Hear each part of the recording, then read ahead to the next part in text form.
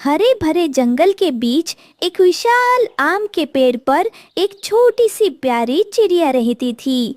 उसका नाम टूनी था। वह अपनी बूढ़ी माँ के साथ एक छोटे पुराने घोंसले में रहती थी। माँ, मैं आपके लिए ऐसा घर बनाऊंगी जो पूरे जंगल में सबसे सुंदर हो। बेटी, मुझे महल नहीं चाहिए, बस तुम्हारा प्यार ही मेरे लिए सबसे बड़ा खजाना है।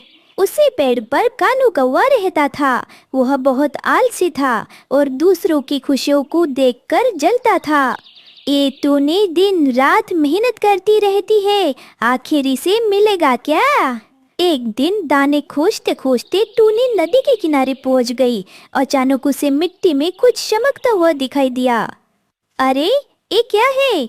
उसने मिट्टी हटाई तो वहाँ एक सुंदर चमकदार मोती पड़ा था। उसे समय बूढ़े कछुआ बाबा बाहर आए। बेटी, यह साधारण मोती नहीं है, यह मेहनत का मोती है। यह केवल अच्छे दिल वालों को ही सहायता करता है। हाँ, मुझे धन नहीं चाहिए बाबा, मैं तो बस अपनी माँ के लिए घर बनाना चाहती हूँ। टूनी चिड़िया मोती को लेकर के घर आ गई। उसने वह मोती एक कटोरे में रख दिया और वो सो गई। सुबह वह उठी तो एक मोती 10,000 मोती में बदल चुके थे।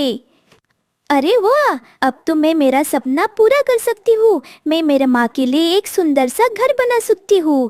धीरे धीरे टूनी चिड़िया एक सुंदर सा घर बनाने लगी। यह देखकर कालू कौवा को बहुत जलन हुई।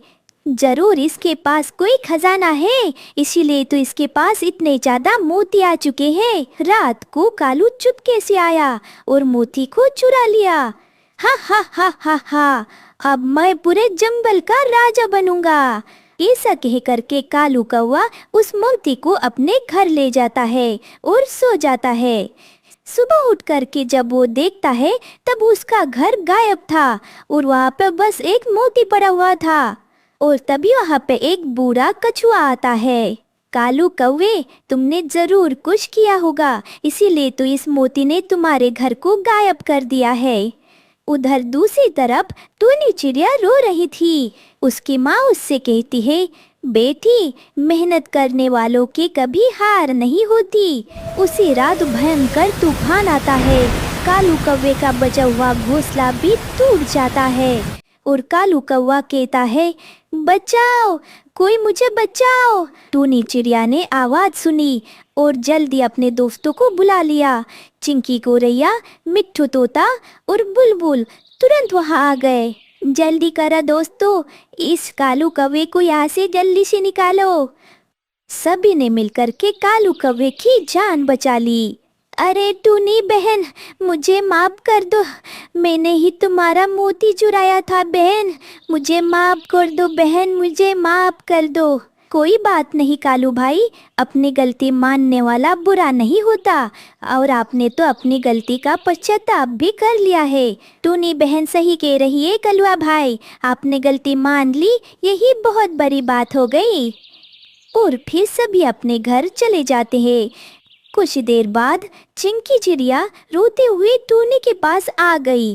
टूनी बहन, मेरा बच्चा कहीं खो गया है, मैंने उसे हर जगह ढूंढा पर वो मुझे कहीं नहीं मिला। टूनी बहन, मेरी तुम कुछ मदद कर दो। हाँ हाँ बहन, मैं तुम्हारे बच्चों को जरूर ढूंढने में तुम्हारी मदद करूंगी। चलो हम तुम्हारे बच्चों को ढूंढते हैं। दोनों चिड़िया बच्चों को ढूंढने लगती है। तभी वहाँ पे उन्हें एक उल्लू दिखाई देता है। दोनों चिड़िया उल्लू दादा के पास जाते हैं और उन्हें टूनी चिड़िया कहती है, उल्लू दादा, क्या आपने यहाँ पे दो बच्चों को देखा है? तभी उल्लू दादा कहते हैं, हाँ, मैंने दो बच्चों को यहाँ पे नदी के किनारे घूमते हुए देखा था। तभी वो दोनों नदी के किनारे पहुँचे। वहाँ पर पहुँच करके उन्हें दिखा तो एक छोटी झाड़ी में चिंकी का बच्चा फंसा हुआ था। मम्मा, मुझे बचाओ, मम्मा मुझे बचाओ। डरो मत बच्चे, हम तुम्हें बचाने के लिए आ गए हैं। ऐसा कह करके टूनी चिड़िया ने उसे बाहर निकाला और ये सब देख करके चिंकी चिड़िया बहुत खुश हो गई और खुशी से आंसू बहाने लगी। टूनी बहन, मैं तुम्हारा एहसान कभी नहीं भूलूंगी। टूनी बहन, कभी नहीं ही। कुछ दिन बाद जंगल में कुछ लालची कौवों का झुंड आया। वो छोटे पक्षियों के दाने छीनने लगे। उनमें से एक सरदार कौवा कहता है, आज से जंगल हमारा है, आज से सब जंगल हमारा है। सभी पक्षी डर गए, लेकिन टूनी डरने वालों में से नहीं थी। टूनी कहती है, दोस्तों अगर हम मिलकर रहेंगे तो हमारा कोई कुछ भी नहीं बिगाड़ सकता। तभी कालू कौवा आगे आया और कहने लगा, पहले मैं बहुत गलत था, लेकिन अब मैं अपने दोस्तों का साथ नहीं छोड़ूंगा। सभी पक्षी शोर मचाने लगे। इतने सारे पक्षियों को देख करके लालची कौवे की टोली वहां से उड़ करके भाग गई। कुछ समय बाद लगातार बारिश होने लगी। तेज हवा में घोंसले टूट गए। टूनी चिड़िया के सभी दोस्तों के घोंसले टूट गए थे और वो सभी लोग बेघर हो चुकी थी और सभी चिड़िया टूनी चिड़िया के घर आ गई। अरे टूनी, अब हम कहाँ रहेंगे बेटी? चिंता मत कीजिए, हम सब मिल करके एक नया महल बनाएंगे। टूनी ने अपने लिए नहीं, पूरे जंगल के लिए काम करना शुरू कर दिया। सभी पक्षी उसके साथ जुड़ गए। मिट्ठू तोता लकड़ियाँ लाता, कालू तिनके इकट्ठा करके लाता और जिनके पत्ते लाती। एक दिन काम करते समय मिट्ठू तोता घायल हो गया। मिट्ठू तोता कहता है,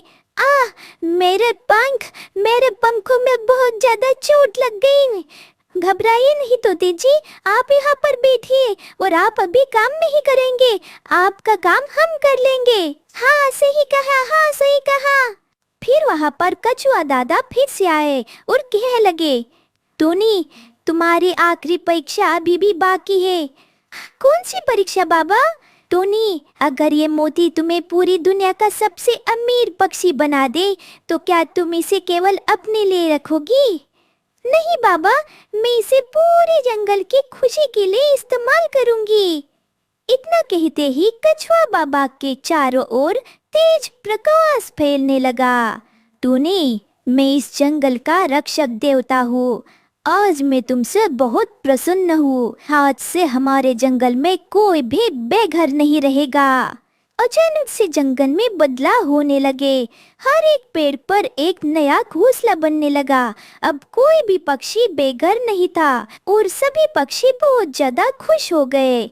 और टूनी चिड़िया की माँ से कहती है, बेटी आज तुमने मेरा सपना नहीं, पूरे जंगल का सपना पूरा कर दिया है।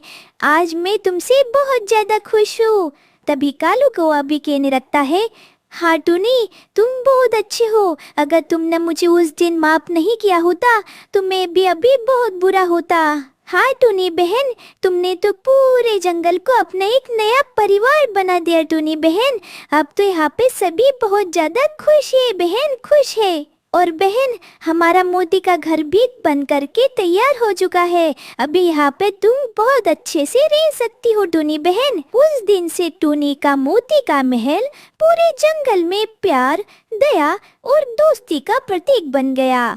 और आज भी जब कोई पक्षी मुसीबत में होता है तो टूनी और उसके पूरे दोस्त उसकी अच्छे से मदद करने के लिए पहुंच जाते हैं।